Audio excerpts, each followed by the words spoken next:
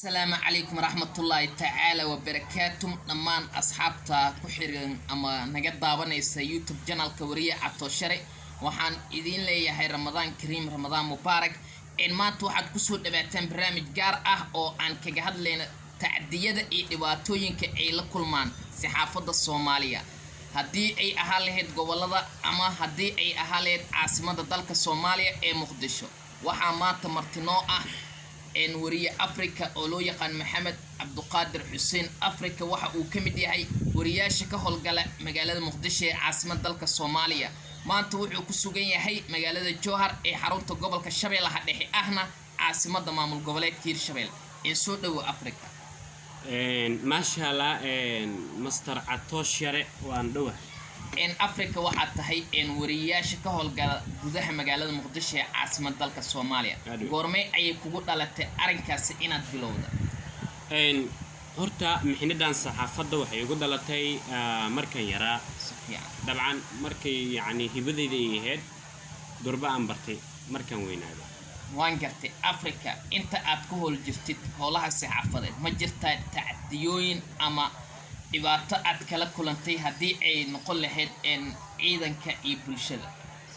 ha way jirtaa dhibaatooyin aad la kulmaysid markaad wariye iska tahay waa dareemi kartaa ilaa hadda dalka dhibkii ayaa ka taagan waana jirtaa marka aad waxa dhacday maalin oo aan xasuusto in yani ay dhacaysay doorasho dhacaysay waa tii farmaajo dhacaysay يعني ورياش قار إن أي جلين جودها لكن لو ديدي وريال إني أضافان جودها بنانك لوجو رأوي عن بدنا بنانك إلا دورشة دي كده عيسى عن بنانك عن تجنين تاس دباتوين إن خن كرتا أو وريال بدنا يكتر سنين وأنا عن كم ذا هاي وحجرته عدنا معلن وعيد عليه إن سلقة إن هو الوذاك إن جبر أي دمبيلة صفيا ودمبيل ما ده كرنا عفوا وجبر أو هذا سنة أو لغو حري إن صديقاسي نولسو حريري إن يعني بربعين أنك يعني حق أنك صار ديارنا نصيب حمو قبدي وحيكون شيء إن صديق ده حدي أنا جن وانول أقولان واي قبدي إن يعني مرحلة لان بلشد أتبينه دباتوين أوجيس وحنا لسه علي صديق هرتيس أنا جو يعني نول استعمالي أبود تكرفلا واسك صلاة من دباتوين كاساس كجرو ورياش أنت بدنا يلكل ما. وان قرت إن أفريقيا مركز لقى صوت تجد دباتوين كاس إن قف كالسحافة ده مركز وصوت جلايو قف أي كودي رجلية إن بالشدة قاروي أمانا أو كتايرة هل كوكلنا أي كسوه رجستان أريكاسي إن مجر تدت كتايرة إيدت كسوه رجست. لابد بوي جيران أو برامج كان هرتا مركان يعني شيغو وبرامج صحافات ومر أن يعني أن يرى أن همجيجو مركان يرى همجيجو ها مركان حوجا إن صير وينادينه طبعا واسكاف دارا وبهشي يوسي تكتي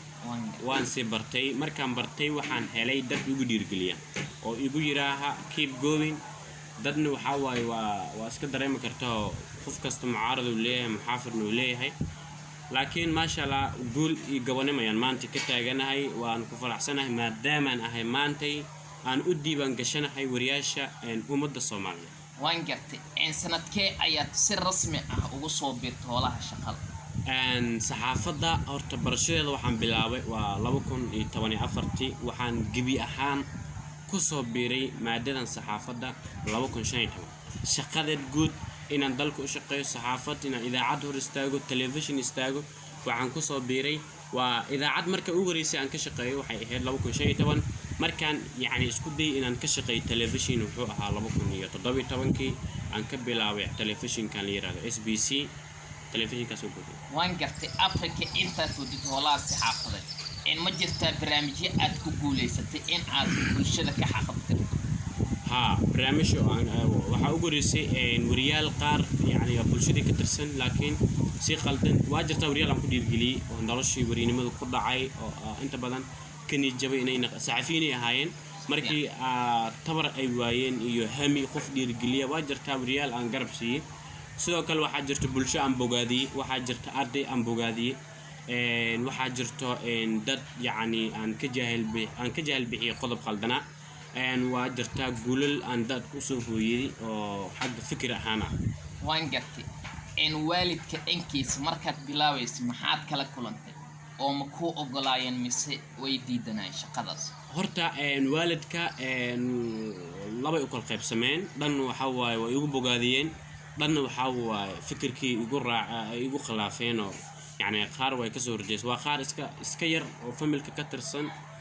marka laga codbatan waxa waaye jaanis haysataa meesha loo codbataa la raacaa aan waxa raacay meesha loo codbatay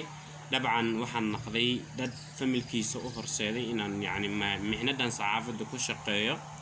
walow ay dad jiraan oo familkay ka tirsan iska yar yani qoraahdooda ay ku ekeed yani ha noqon waxyaabo xun waaye iyo fikir qaldan saxaafada laga aaminsano balse ana ma aaminsaneyn waxaan aaminsanaa baashan inay tahay si nabi maxamed uu shaqeyn jiray ummadaysa islaamka in wariyahana maanta booska soo taagan yahay waa wariye iyo imbiyaashi way wada sameeyeen imbi karaam uu leeyahay laakiin shaqooyinka shalay imbiyaashi ay haayeen oo maanta markii laga soo min guri wariyaashin ay haayaan oo wariyaha muslimiinta markaan ka hadlayo nabiga ama imbiyaashi waxay wadeen yani in yani ummadda la bogaadiyo wixii xun laga reebo wixii sagna ummadda la faro wariye maanta taas iyo ka turjumaya maasha Allah waa waxaan aad u muhiimsan inaan naqdo inta badan dhanka wariyaha waxaan ka aaminsanaa xagga positive-ka waan gartay in waxa jirto wasaaradda warfaafinta Soomaaliya in maxad baaqod u direen maadaama aad ka dhawaajisay in dhibaatooyin ay la kulmaan wariyaasha ugu dambeyn maxad baaqod u diraysaa wasaaradda warfaafinta Soomaaliya iyo gudoomiyaha ururka suxufiyiinta Soomaaliya maxad baaqod u direen waxaan baaq ugu dirayaa wasaaradda warfaafinta dalka hadda ka jirta in yani ay dardargeliso ayna u soo dhiciso ayna u doodo wariyaasha qaarkooda ku dulman dalka sababtoo iyada ka ah wasaaradii qofka markuu wasaarad la dhaho ereyga wasaarad marka sheegto waa olole qofka oo matala qofka oo matashin hadda maanta naqatid wasaaradda caafimaadka da lagu dhaho taqaatir lagu dulmiyo dalka waxa la aadaa wasaaradda caafimaadka la aadaa haddii ay noqoto wasaaradda xuquuqul insaanka waxaas qof maanta lagu awood lagu tagrifalo waxa la aadaa wasaaradda xuquuqul insaanka marka loo wasaaradda warfaafinta marka wariyahana waxa waa wariyaal madax banaan iyo kuwa madax banaaneen marka lagu xadgudbo waxay aabadaysaa wasaaradda warfaafinta aabadey marka waxaan kula talin lahaa wasaaradda warfaafinta haatan dalka ka jirta in wariyaasha xuquuqdooda dardargeliso waa tahay aad u maasan yahay kaas waxa uu ahaa Maxamed Cabduqaadir Xuseen oo loo yaqaan Afrika waxaan naga daawanaysan YouTube channelka wariye Catooshare fadlan hadii aad nagu cusub tahay program baleelka subscribe like share no saar daawashada waad ku maasantiin waxaan intaas ku soo afmeeraya barnaamijkii maanta oo aan kaga hadlayna taacadiyada iyo dhibaatooyinka ay la kulmaan wariyaasha madaxa banaan ee ka howlgala gudaha dalka Soomaaliya farsamadu waa Saleymaal sidoo inta dib ku kulmi doono barnaamij kala mid ah sidaas iyo nabadgelyo Ramadaan Kariim bye